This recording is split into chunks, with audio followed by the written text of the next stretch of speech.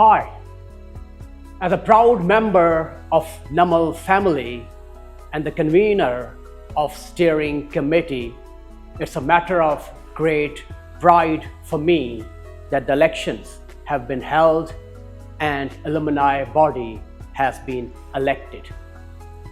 I want to take this opportunity to congratulate all the winning candidates, and I'm grateful to our dearest alumni who made it possible by taking interest in the process.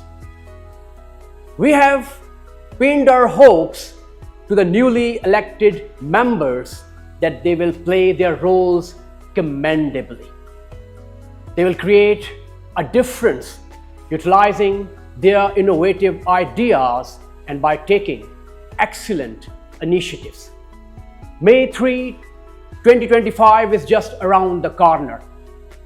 Like all the members of Namal family, I have been waiting impatiently for the Alumni Homecoming 2025. Bright to sight, heart's delight. I request you not to miss this opportunity. Let's relive cherishing moments again. We will be together to strengthen the old bonds and reshape the new beginning. Waiting impatiently for you. God bless you.